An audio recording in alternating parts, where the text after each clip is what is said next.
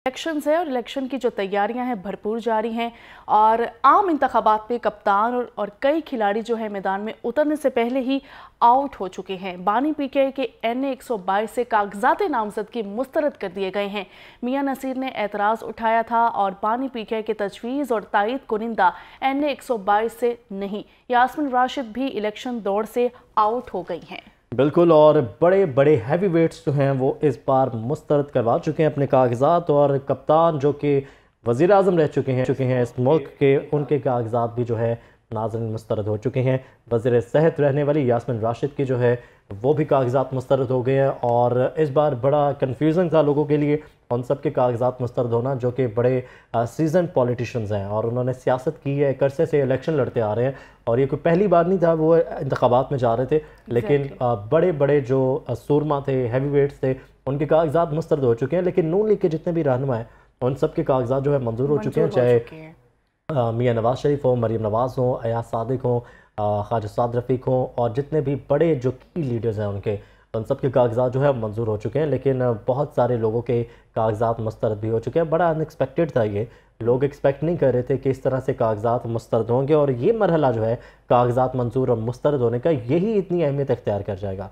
अमूमी तौर पर जो पहले हम इलेक्शन देखते रहे 2018 में भी, तो उसमें भी इस तरह का हमने नहीं देखा। इलेक्शन शेड्यूल में जो कागजात मुस्तरद और मंजूर होने वाला होता था, चंद लोगों के मुस्तरद होते थे और उस पर बड़ी उनकी क्लियर स्टांस होता था कि वो क्यों हुए हैं। बट दिस टाइम बहुत ज़्यादा कागजात मुस्तरद हुए हैं, और जितने बड़े रहनुमा थे पाकिस्तान तहरीक इंसाफ के, उन सब के कागजात मुस्तरद हो चुके हैं, चाहे वो साबिक वज़ीर आज़म हो, चाहे वो यास्मीन राशिद हो, हमाद अज़हर हो, या दीगर जितने भी लोग PTI का हिस्सा रह चुके हैं एक वक्त में, तो वो उन सब के कागजात जो हैं अब मुस्तरद हो चुके हैं।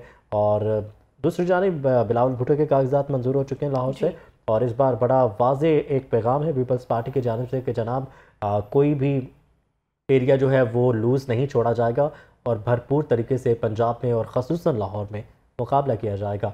और लेट्स सी देखना ये है कि अलिया PTI जो है वो किस तरह से इलेक्शन में अपने आप को मनवाती है, किस तरह कौन सी हिकमत अमली अपनाई जाएगी उनकी जानिब से, क्योंकि जो PTI के जो रहनुमा है उनके सबके कागजात नामजदगी जो है मुस्तरद तो कर दिए गए हैं। अब अगला उनके अगले प्लान्स क्या है ये तो PTI ही बताएगी कि आगे वो क्या करना चाहेगी। और 8 फरवरी जो है उसमें चंद रोज़ बाकी रह चुके हैं, कल नया साल शुरू हो जाएगा, उसके बाद तकरीबन जो है वो 40 दिन रह जाएंगे इलेक्शन में। तो अब कैंपेन भी शुरू हो चुकी है, कागजात नामजदगी और इलेक्शन शेड्यूल का सिलसिला जो है वो वाइंड अप होगा, और उसके बाद जो है वो प्रॉपरली हम मैदान जंग में होंगे, सियासी मैदान जंग में होंगे।